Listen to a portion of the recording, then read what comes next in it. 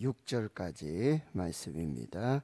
신약성경 171페이지 요한복음 14장 1절에서 6절까지 말씀입니다. 16절이 아니라 6절까지 하나님의 말씀을 우리가 한 목소리로 함께 봉독하도록 하겠습니다. 시작. 너희는 마음에 근심하지 말라. 하나님을 믿으니 또 나를 믿으라. 내 아버지 집에 거할 곳이 많도다. 그렇지 않으면 너희에게 일렀으리라. 내가 너희를 위하여 거처를 예비하러 가노니 하서 너희를 위하여 거처를 예비하면 내가 다시 와서 너희를 내게로 영접하여 나 있는 곳에 너희도 있게 하리라. 내가 어디로 가는지 그 길을 너희가 아느니라. 도마가 이르되 주여 주께서 어디로 가시는지 우리가 알지 못하거늘 그 길을 어찌 알겠사옵나이까. 예수께서 이르시되 내가 곧 길이요 진리요 생명이니 나로 말미암지 않고는 아버지께로 올 자가 없느니라. 아멘. 2023년 사순절에 요한복음에서 예수님이 직접 말씀하신 7가지 자기 계시의 말씀, 나는 무엇이다, 에고 에이미, 또 I am, 이렇게 시리즈 설교를 계속 진행하고 있습니다. 그래서 나는 생명의 떡이다, 나는 세상의 빛이다, 나는 양의 문이다, 나는 선한 목자다. 여기까지 우리 살펴봤고요. 그 다음에 나는 부활이요 생명이니 순서상으로는 이렇게 진행하면 좋겠는데 저희가 절기를 한번 맞춰보려고요. 그래서 나는 부활이요 생명이니 라는 말씀은 부활주일에 이렇게 나누도록 하고, 먼저 나는 길이요 진리요 생명이다. 오늘 5번째 주일에 이 말씀의 은혜를 함께 나누도록 하겠습니다. 우리가 요한복음을 읽다 보면 제자들과 예수님의 대화가 서로 대화가 안 되고 소통이 안 되고 마치 동상이몽, 같은 자리에 앉아 있지만 다른 꿈을 꾸고 다른 생각을 하는 듯한 그런 이야기들이 많이 나오고 있어요. 예수님을 3년 동안이나 따라다니면서 먹고 자고 예수님 선포하시고 가르치시는 말씀도 들었습니다. 하나님의 나라 천국 복음을 들었습니다. 그리고 예수님이 행하시는 놀라운 표적들 보고 그 현장에서 함께 있었지만 저দের 눈은 가리워져 있었습니다. 그래서 예수님은 여러분 예수님의 십자가의 고난, 죽으심, 부활의 예언을 아주 중요한 순간마다 예언을 하셨어요. 난 이제 예루살렘으로 올라가게 되고 거기 대제사장들과 장로들, 서기관들 이들에 의해서 고난을 받을 것이다. 십자가에 못 박혀 죽을 것이다.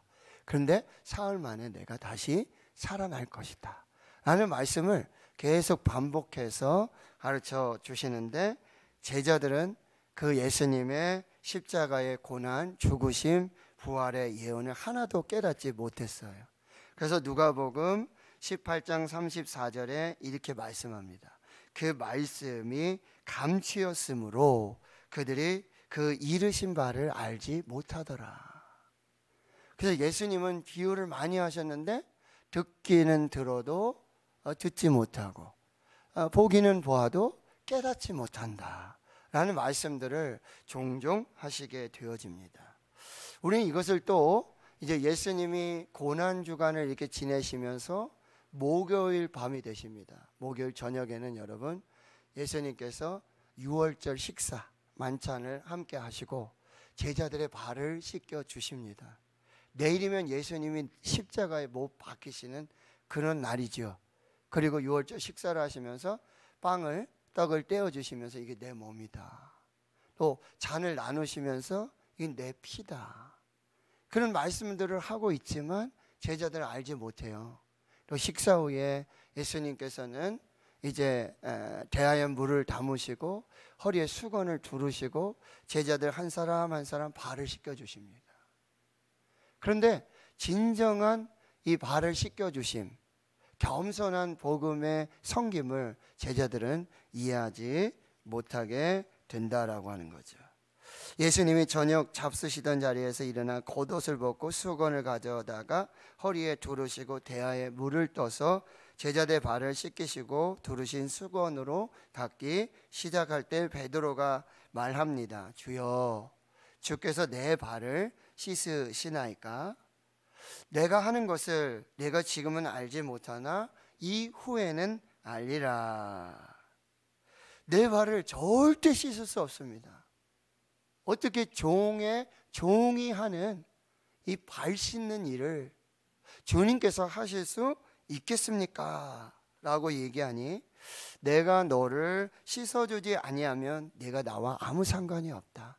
그럼 베드로는 뭐라 그래요? 주여, 내 발뿐 아니라 손과 머리도 씻겨 주옵소서 라고 얘기하니까 예수님이요, 이미 목욕한 자는 발밖에 씻을 필요가 없느니라. 온 몸이 깨끗하니라. 너희는 깨끗하나 다는 아니니라. 가룟 유다를 말씀하고 계시는 거죠. 제자들은 예수님께서 주와 선생이 되셨지만 본을 보여주셔서 행하게 하려 하는 자신들의 발을 씻겨주시는 진정한 이 겸손과 섬김의 복음을 이해하지 못하고요, 결국 자기 자신을 내어주시는, 십자가에서 내어주시는 이 겸손한 이 순종의 복종의 복음을 이해하지 못했다라고 하는 거죠. 예수님이 발을 씻기시고 난 후에 이렇게 말씀하세요. 오늘 본문의 말씀과 관계가 있어서 이 말씀 성경을 같이 한번 찾아보겠습니다. 여러분 13장 몇 절입니까? 33절을 여러분 보시면은 예수님이 이렇게 말씀하세요. 작은 자들아, 내가 아직 잠시 너희와 함께 있겠노라. 내가 너희들과 지금 있지만 잠시 동안만 있는 거다. 이건 무슨 얘기죠? 이제 곧 이제 십자가에 죽으시고 부활하셔서 승천하실 그 이야기를 지금 미리 하시는 거예요. 계속 보십시오. 너희가 나를 찾을 것이나 일찍이 내가 유대인들에게 너희는 내가 가는 곳에 올 수 없다 라고 말했던 것과 같이 지금 너희에게도 이르노라 라고 이야기를 해요. 그랬더니 36절에 시몬 베드로가 묻습니다. 주여, 어디로 가시나이까? 예수님 말씀하세요. 내가 가는 곳에 너가 지금 따라올 수 없으나 후에는 따라오리라. 베드로는 잠시 예수님이 어디 뭐 타국을 가시나 여행을 하시나 잠시 제자들과 헤어질 것이라는 이 말씀으로 이해하게 된 거예요. 그랬더니 이제 37절에 이렇게 말씀합니다. 주여, 내가 지금은 어찌하여 따라갈 수 없나이까? 주를 위하여 내 목숨도 버리겠습니다. 예수님이 그 유명한 예언을 하시죠. 내가 나를 위하여 내 목숨을 버리겠느냐? 내가 진실로 진실로 내게 이르노니 닭 울기 전에 내가 3번 나를 부인하리라. 이 말씀을 하시면서 오늘 요한복음 14장 1절에서 6절 말씀이 계속해서 이어지고 있는 것입니다. 성경을 보십시오. 너희는 마음에 근심하지 말라. 내가 지금 떠나간다고, 내가 어디로 간다고 너희들이 자꾸 근심하고 걱정하는데 그거 하지 말고 하나님을 믿고 또 나를 믿어라. 내 아버지 집에 거할 곳이 많도다. 그렇지 않으면 너에게 일렀으리나 내가 너희를 위하여 거처를 예비하러 가는 거야. 내가 가는 거는 너희들과 함께 있을 거처를 예비하고 내 아버지 집에는 집이 많다, 거할 곳이 많다라고 말씀하세요. 3절에 가서 너희를 위하여 거처를 예비하면 이제 내가 다시 와서 너희를 내게로 영접하여 나 있는 곳에 너희도 있게 하리라. 내가 어디로 가든지 그 길을 너희가 아느니라. 그러니까 도마가, 이 의심 많은 도마가 불쑥 이 질문합니다.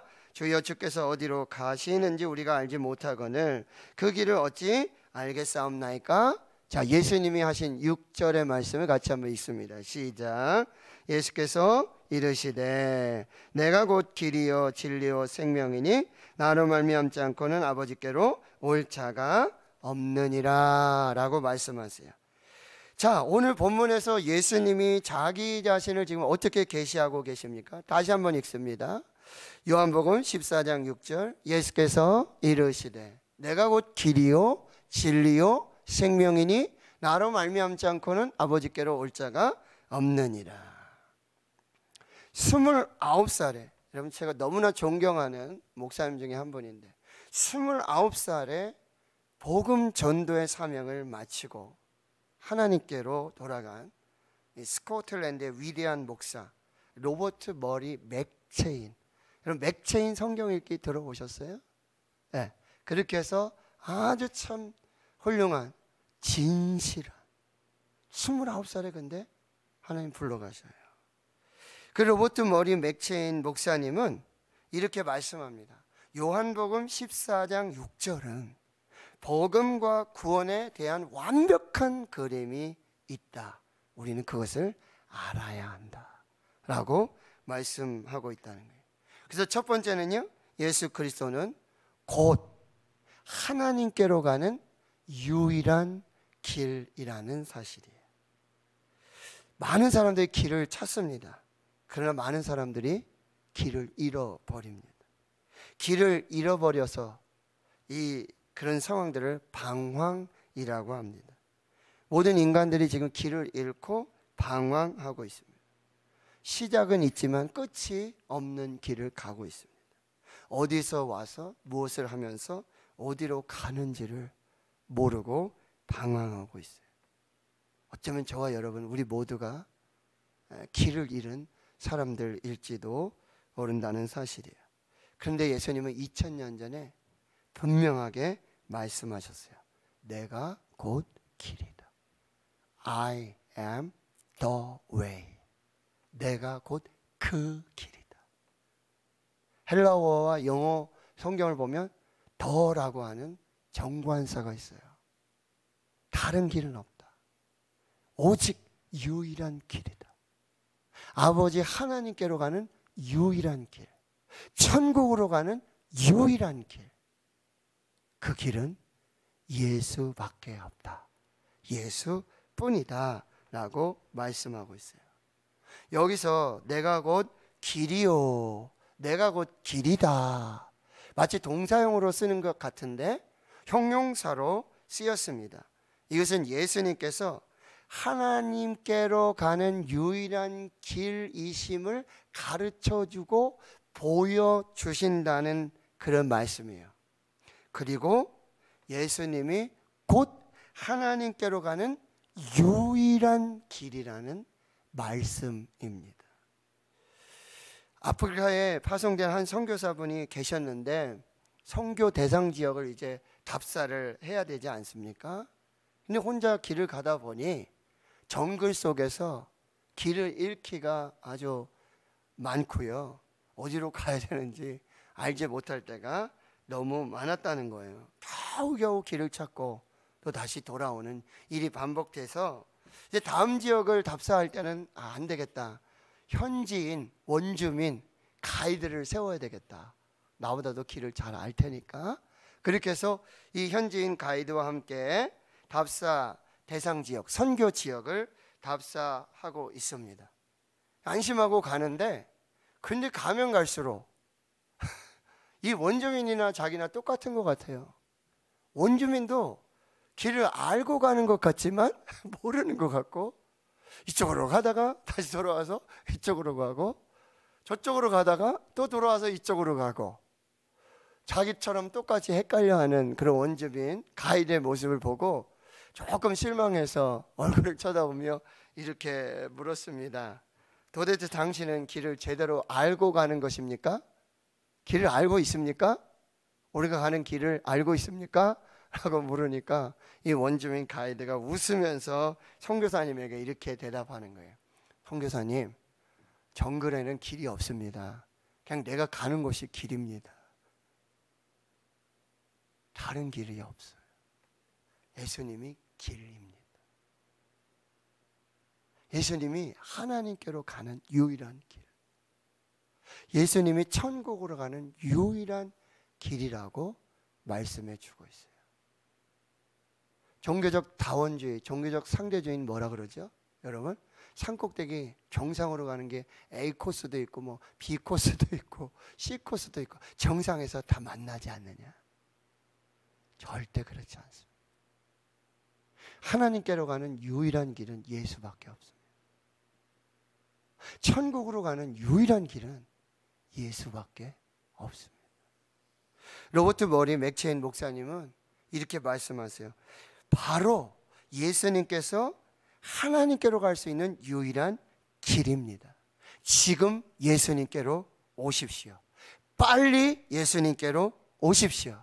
의심하지 마십시오.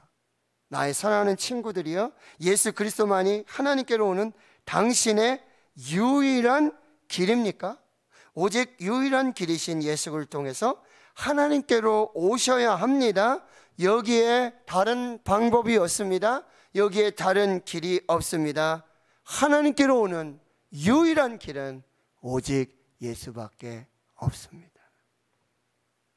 디모데전서 2장 4절과 5절에 이렇게 말씀하세요. 하나님은 모든 사람이 구원을 받으며 진리를 아는 데 이르기를 원하십니다. 하나님도 한 분이시고 또 하나님과 사람 사이에 중보자도 한 분이신데 곧 사람이신 그리스도 예수라고 말씀하세요. 사도행전 4장 12절 말씀, 다른 이로서는 구원을 받을 수가 없나니 천하 사람 중에 구원을 받을 만한 다른 이름을 우리에게 주신 일이 없습니다. 이게 복음입니다. 다른 길 없습니다. 천국으로 가는 다른 길 없습니다. 하나님께로 가는 다른 길 없습니다. 유일한 길 예수 그리스도밖에 없습니다. 예수 그리스도를 따라가는 자만이 천국까지 안전하게 도착할 수 있습니다. 예수 그리스도를 따라가는 자만이 천국까지 길을 잃지 않고 방황하지 않고 목적과 그리고 그 의미를 찾으며 끝까지 갈 수 있는 것입니다. 그 끝은 천국입니다. 그 끝은 하나님이십니다. 자, 두 번째로요, 예수 그리스도는 곧 유일한 진리라고 말씀하십니다. 그럼 진리의 반대는 거짓이죠. 근데 우리가 사는 이 세상은 사실 거짓된 세상이에요. 가짜가 많아요. 가짜가 넘쳐나고 있다는 거죠. 가짜 교회도 있잖아요. 가짜 목사도 있고 가짜 성도들도 있어요. 세상은 참 온전한 것 같고 맞는 것 같지만 가짜가 많아요. 그리고 절대 진리가 없다라고 말하고 있어요. 그래서 상대 진리를 찾습니다. 그리고는 상대 진리가 절대 진리라고 오해하고 착각하며 살고 있습니다. 종교적 다원주의, 이데올로기의 다원주의, 문화적 다원주의의 시대를 살고 있어요. 무슨 얘기죠? 너도 맞고 나도 맞아. 야, 우리 서로 강요하지 말자. 그리고 이 서로 강요하는 것은 핍박이야. 그렇게 해서는 안 돼라고 말하고 진리를 왜곡하고 있습니다. 비뚤어지고 휘어지고 타락한 진리를 붙들고 살아가고 있습니다. 그들은 이렇게 말해요. 세상의 모든 사람들이 받아들여야 할 유일하고 절대적 권위는 존재하지 않는다. 세상과 역사에 절대적인 것은 없다라는 것을 그들이 믿는 진리라고 말하고 있다는 거예요.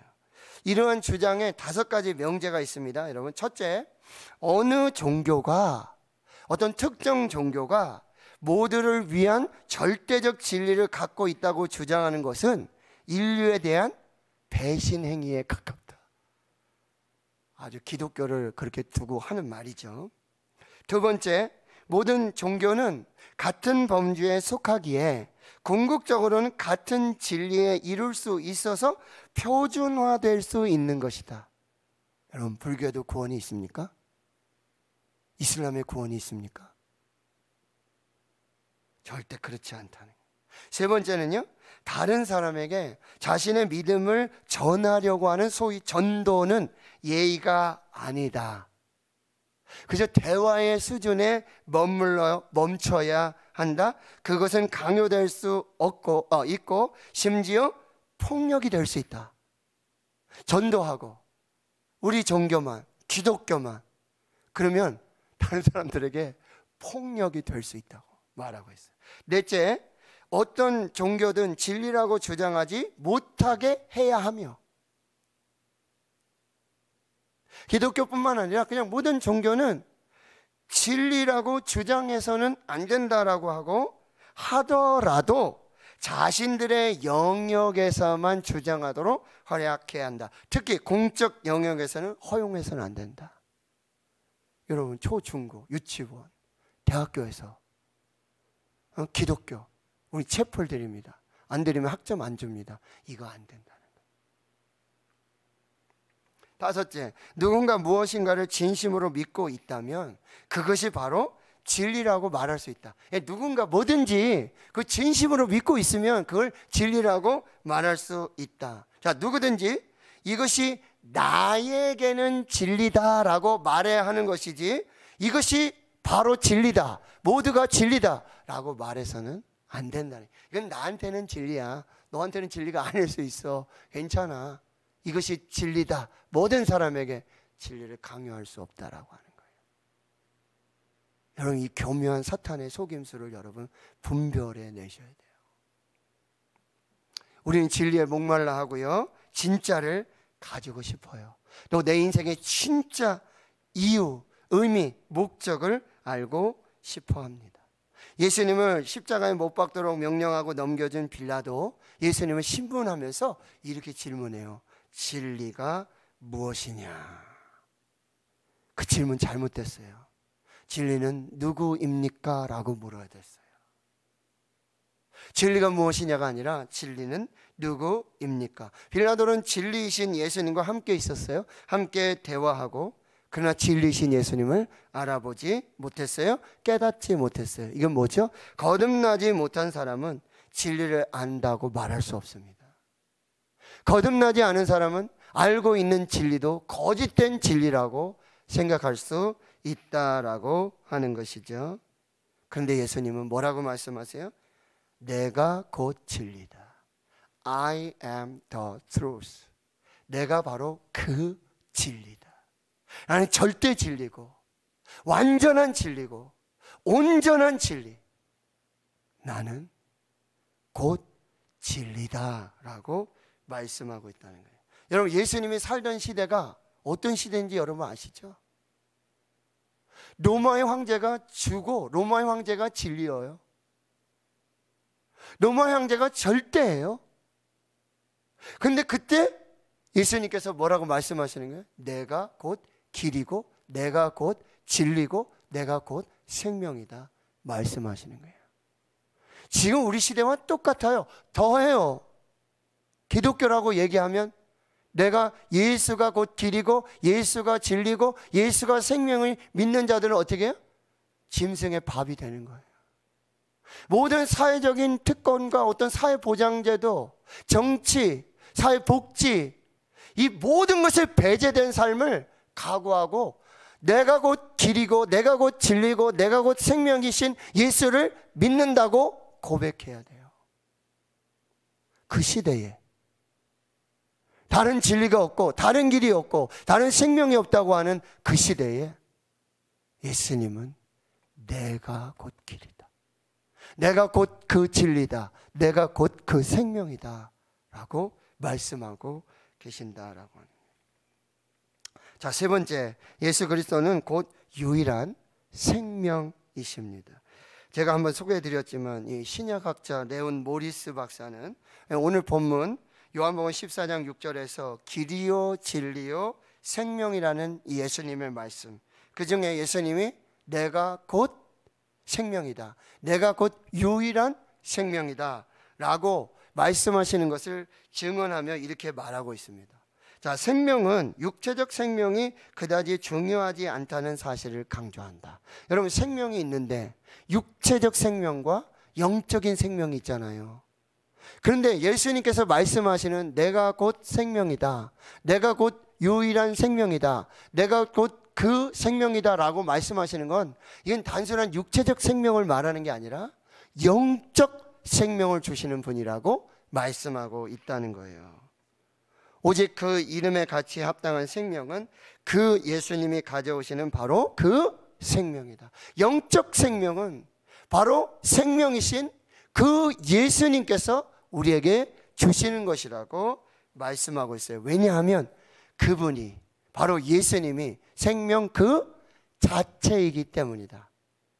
자, 요한일서 5장 11절과 12절 말씀 한번 보십시오. 자, 보십시오. 또 증거는 이것이니 하나님이 우리에게 영생을 주셨어요. 하나님이 우리에게 영생을 주셨어요.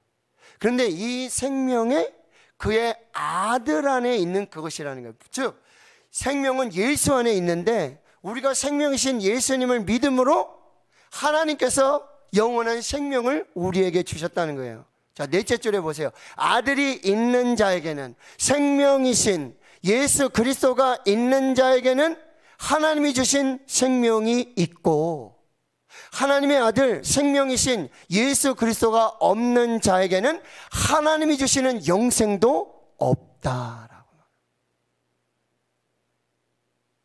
하나님 주시는 영원한 생명을 얻을 수 있는 길을 요한복음 6장 40절은 이렇게 말씀하고 있어요. 내 아버지의 뜻은 아들을 보고 믿는 자마다. 이 영원한 생명을 어떻게 얻을 수 있다고요? 아들 예수 그리스도, 생명이신 예수 그리스도를 보고 믿는 자마다 영생을 얻는다. 그래서 마지막 날에 내가 이를 다시 살리리라고 말씀하고 있고요. 우리가 너무나 잘 아는 말씀 갈라디아서 2장 20절의 말씀을 보십시오. 내가 그리스도와 함께 십자가에 못 박혔나니. 하나님의 영원한 생명이 그의 아들 예수 그리스도에게 주셨는데 그 영원한 생명을 우리에게 주시기 위해서 예수님이 하신 것은 뭐예요? 십자가에 못 박혀 죽으신 것입니다. 그 생명을 버리심으로 영원한 생명을 우리에게 주시기 위해서. 그래서 이제는 내가 사는 것이 아니라 오직 내 안에 그리스도께서 사시는 것이다. 할렐루야. 이제는 내가 사는 게 아니에요. 내 육체는 죽어 썩어 없어져요. 그러나 내 안에 생명이신 예수 그리스도가 사심으로 우리는 육체는 썩어 죽어서 없어지지만 우리에게는 영원한 생명이신 예수와 함께 그 생명을 살 수 있게 되는 거예요. 이제 내가 육체 가운데 사는 것은 나를 사랑하사 나를 위해 자기 자신을 버리신 하나님의 아들을 믿는 믿음 안에서 사는 것이라. 예수로 죽고 예수로 사는 영원한 생명을 살게 된다라고 말씀하고 있습니다. 자, 이제 말씀을 정리해 볼게요. 여러분 15세기에 토마스 아켄피스라고 하는 유명한 수도사가 있어요. 토마스 아켄피스. 그는 오늘 보면 요한복음 14장 6절에 예수님 말씀을 이렇게 다시 풀어서 썼어요. 자, 들어보십시오. 길이 없이 가는 곳이란 있을 수 없는 것이다. 그렇죠? 길이 없는데 우리가 어떤 목적지를 간다는 건 불가능하다는 얘기예요. 진리 없이 알미란 있을 수 없는 것이다. 생명 없이 살아가는 것이란 존재하지 않는다. 나는 너희가 따라가야 될 길이며 나는 너희가 믿어야 할 진리이며 나는 너희가 소망해야 될 생명이다. 나는 침범할 수 없는 길이며 나는 흠이 없는 진리이며 나는 영원한 생명이다. 나는 가장 올바른 길이며 나는 진실로 옳은 진리이며 나는 축복된 생명이다. 너희가 나의 길에 거하고 나의 진리를 안다면 너희는 영원한 생명을 붙잡게 될 것이다. 요한복음 14장 6절을 이렇게 해석해내고 있어요. 멋지죠? 그래서 여러분 로버트 머리 맥체인 목사님은 바로 요한복음 14장 6절에 구원과 복음이 다 들어가 있다고 말씀하고 있다는 거예요. 아프리카에서 25년을 사역하고 본국으로 귀환하는 미국 선교사 부부가 있었어요.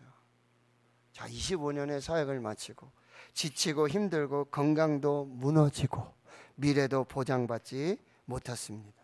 이 은퇴한 선교사들이 배를 타고 귀국을 하는데 그 배에 마침 루즈벨트 대통령 부부가 함께 타고 있었습니다. 그는 이 루즈벨트 대통령 부부는 아프리카에서 여행을 마치고는 돌아오는 길이에요. 25년 선교사역 하신 분은 선교사역 25년 하고 돌아오는 길이고, 루즈벨트 대통령은 아프리카에서 여행하시고 돌아오는, 공교롭게 한 배에 같이 타게 되어진 거죠. 항구에 배가 도착하자 루즈벨트 대통령을 환영하는 빵파르와 환영 인사들이 있었습니다. 그런데 선교사 부부를 환영하는 인파는 한 명도 없었습니다. 선교사 부부가 낙심과 절망 속에 배에서 내렸습니다. 남편 선교사가 아내 선교사에게 이렇게 불평했습니다. 하나님은 불공평하신 분이야. 우리는 선교지에서 수십 년 동안 생명을 다해 사역을 했는데 아무도 환영해 주지 않고, 대통령은 아프리카 여행 다녀오는데 환영을 받는 것, 이건 불공평하다. 낙심에 빠진 선교사 아내가, 선교사 남편이 그러고 있으니까 아내가 이렇게 얘기했죠. 우리가 하나님 앞에 함께 기도해 봅시다 라고 함께 기도하는데 하나님께서 그들의 마음의 문을 열어주시고 선교사 남편에게 이러한 고백을 주시는 거예요. 아들아, 너는 아직 집에 도착한 것이 아니다. 무슨 얘기죠? 영원히 돌아가야 할 집이 있다는 거죠. 본향이 있다라는 얘기예요. 사랑하는 성도 여러분, 우리는 지금 영원한 집에 도착해 있는 것이 아닙니다. 우리는 이 땅에서 나그네로 살고 순례자로 사는 것이죠. 이게 다 마치면 어떻게 해요? 천국, 본향, 아버지 집, 영원한 집에 가는 것입니다. 이거 누가 예비하셨다고요? 예수님이 다 예비하고 계셔. 지금 가셔서 다 예비하고, 그리고 다시 오실 거예요. 그리고 우리를 그리로 인도해서 거기서 영원토록 사는 그 영원한 처소를 마련해 주셨다라고 하는 것입니다. 그런데 여러분, 이 세상에서는 우리가 마땅히 가야 할 집, 그 본향, 천국, 영원한 집으로 가게 하는 그 집에 도착하지 못하도록 말씀드렸어요. 종교적 다원주의, 상대적 진리, 이데올로기적 다원주의, 문화적 다원주의로 진리가 없다고 말하고 있습니다. 그리고 유일한 것도 없다라고 속이고 있다라고 하는 거예요. 그러나 우리는 이제 가야 할 영원한 집이 있어요. 본향이 있어요. 천국이 있어요. 예수님이 이미 가셔서 예비하시고 준비하신 곳입니다. 그런데 그 하나님의 나라 천국에 아버지 하나님께로 가는 유일한 길이 있습니다. 예수 그리스도입니다. 유일한 진리가 있습니다. 예수 그리스도이십니다. 유일한 생명이 있습니다. 예수 그리스도이십니다. 저와 여러분은 언젠가는 다 하나님께로 돌아가야 할 사람입니다. 우리를 창조하시고 우리 존재의 근원이 되시고 우리 삶을 주관하시고 역사를 심판하시는 아버지 하나님께로 돌아가야 합니다. 본향이 있습니다. 천국이 있습니다. 아버지 하나님이 계십니다. 유일한 길 예수 그리스도, 유일한 진리 예수 그리스도, 유일한 생명 예수 그리스도. 그렇게 우리 모두가 예수님이 예비하여 주신 우리가 가야 할 영원한 집 천국 본향에서 우리 함께 다시 예배할 날들을 소망합니다. 축원합니다. 축원합니다. 하나님 감사합니다. 내가 곧 길이요 내가 곧 진리요 내가 곧 생명이니라. 오늘 이 말씀이 믿어지게 해 주시옵시고, 종교적 다원주의, 이데올로기적 다원주의, 문화적 다원주의, 상대주의 속에 다른 길, 다른 방법, 그러나 오늘 우리의 믿음은 오직 예수 그리스도, 오직 예수 그리스도, 오직 예수 그리스도. 영원한 집, 천국, 그 하나님의 집에서 영생하게 해 주시옵소서. 예수님의 이름으로 기도하옵나이다.